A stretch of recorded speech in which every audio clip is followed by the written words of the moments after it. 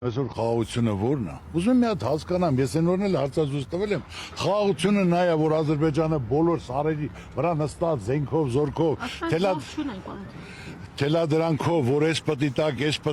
էս պետք է անեք, ադրբեջանական դպրոցներ պետք է լինեն, որ պետք է ասենք թե հիմնականում 300,000 ադրբեջանցի պետք է գա Հայաստանում բնակվի, արդեն գալիս են Հայաստանում, Մարալիկում տարածքներ են նայում, որին բնական մի հատ հայ կարա գնա Ադրբեջան կամ Բաքու բանման գա, կամ 300,000 ադրբեջանցի, որ պետք է գա բնակվի Հայաստանում։ Մեր հայրենակիցները ամեն ինչ թողած, տուն տեղ ունեցված, որ չեն կարողանա ասեն գնան, իսկ նրանք 300,000-ը կարան։ Սա խաղաղություն չի, սա թելադրանք է, խաղաղությունը պետք է լինի երաշխավորած խաղաղություն, որ մարդիկ հույսով, հավատով պաշտպանված լինեն, վստահ լինեն, որ կարողանան երկրում անել։ Ադրբեջանի հետ առևտրին ինչպես եք վերաբերվում տնտեսական առումով։ Ես նորից եմ ուզում ասել, առաջնային խնդիրը հիմնական պետք է լինի վստահ լինեն, որ հիմնական խաղաղություն պետք է լինի։ Առանց խաղաղության չի կարող ոչ մի բան լինի։ Այսօր ոչ մի քաղաքանուշ պատերազմ չի ուզում։ Ոչ մեկը պատերազմից ոչ մեկ չի օգտվում, բայց պետք է լինի հիմնականում ձեզ ասում եմ երաշխավորած խաղաղություն, որ լիարժեք երաշխավորած լինի։ Հիմնական հարցը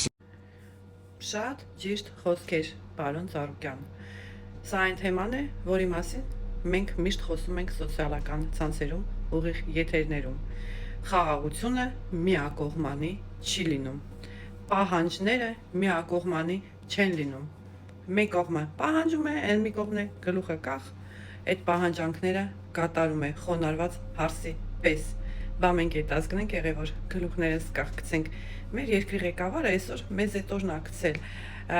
Ուզում եք հիմա կոմենտներում ինչ ուզում եք գրեք, բայց դա փաստ է եւ ճիշտ է։ Ինչու հայերը չեն կարող վերադառնալ Բաքու։